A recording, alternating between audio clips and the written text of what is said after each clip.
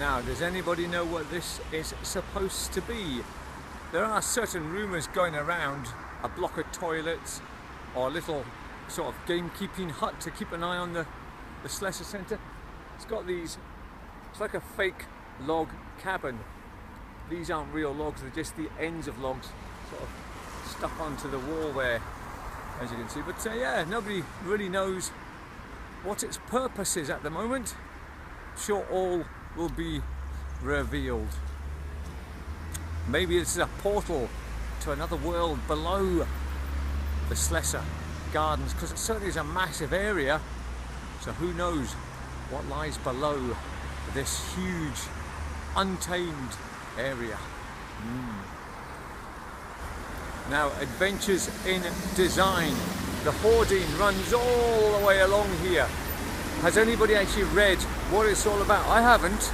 I pass it a lot and I never actually have read what the story is. It is online, so you can see what it's all about. Seems to be something to do with the chap here throwing his litter away, and then he's got big ideas which is caught by somebody else, and here's their ideas. This is what Dundee's all famous for here. The Lemmings, Desperate Dan, Valentine's, the publishers, the ATM machines, Marmalade, and of course the adhesive postage stamp was invented by James Chalmers here in Dundee. And then we go further along. I know a few places to start looking if you're happy to get your feet wet, which you will do in Dundee. And then we've got the Dixie Burney's found a few bits and pieces here, and she's designing something, and he's got on about the Falkirk wheel, which was invented to do something, and it took loads of ideas to find a solution, and this is how it was invented. Lots of ideas, but we're struggling. We're having fish for tea, and then we're having a business meeting. We're quite happy, and now we've gone for the pina colada, and there's a drawing of an axe, and we're so bored at our meetings that we fall asleep here. But here's the Falkirk wheel. It's been built out of all that turmoil, comes something great, and now we're going to go to Edinburgh. Yes, look at that, they're leaping onward into the future and the unknown. At least I think that's what it's all about.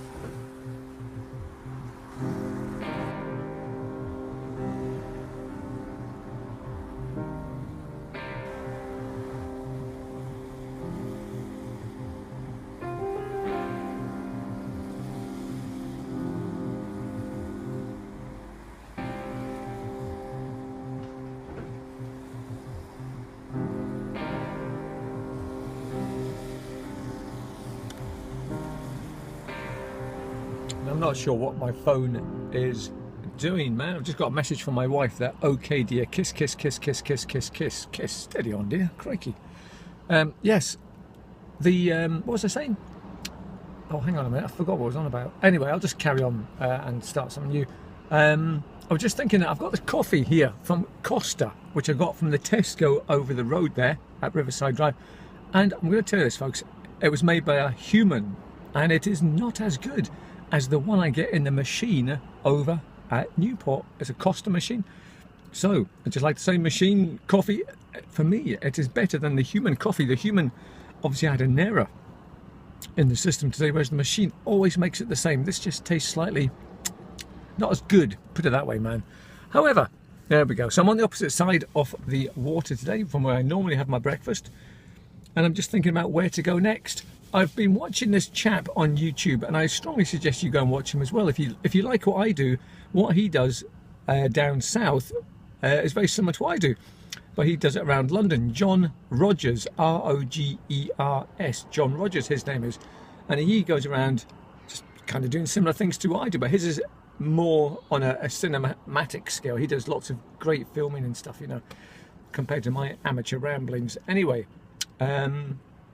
he has this term which I quite like. It's called psychogeographist, which is what I kind of do, I suppose. I'm going to call myself a psychogeologist, from a geographist. So I beg your pardon, a psychogeographist. Somebody who goes around and looks for things that they see every day, but they look further and they see more than what the normal person says, looking for the known in the unknown, and stuff like that, you know. Excellent. I'm a psychogeographist.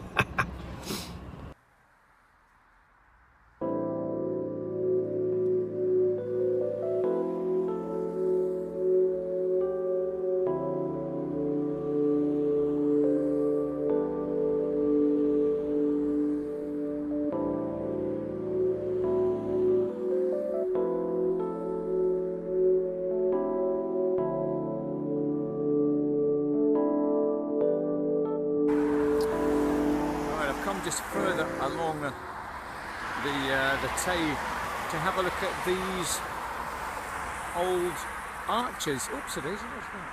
Crikey, it's a hole, didn't it?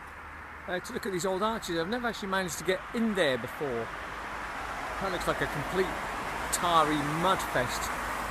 But we're going to see if we can get a little closer look at these.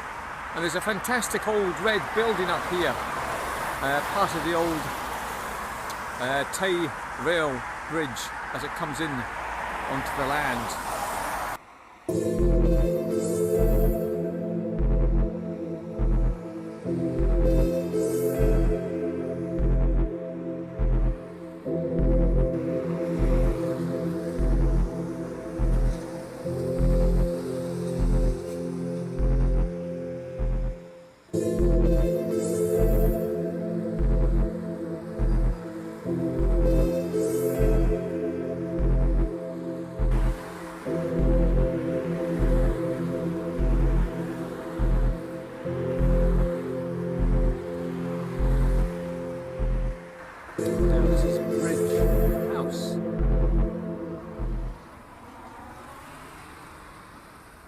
Now somebody told me something about this, but I can't remember what on earth it is.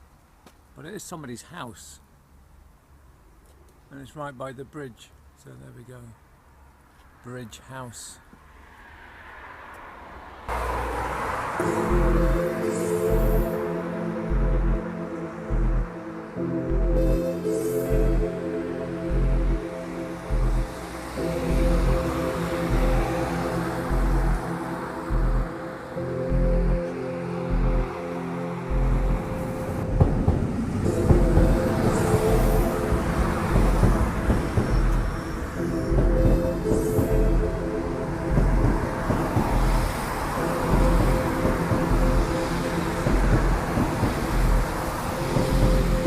Like a heartbeat. Do do do do do do do do. Crikey. That'll be the London train, and there it goes. It snakes its way down south. There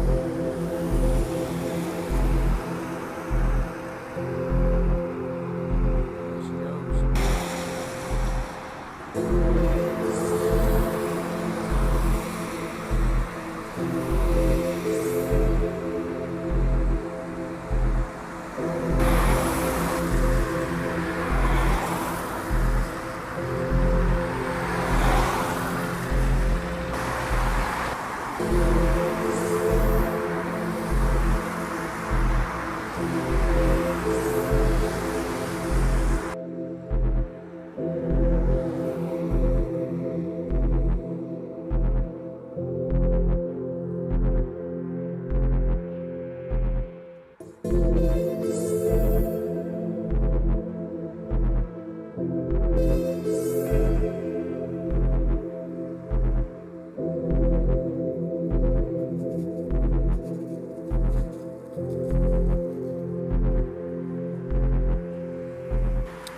Well, that's my walk along this bit of the Tay over.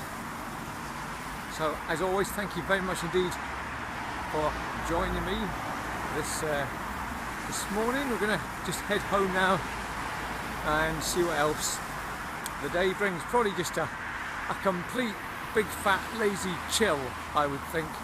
Lie on the sofa, watch Top Gear, and that'll be it, I think, for the day. So I will see you in my next adventure, which will be tomorrow.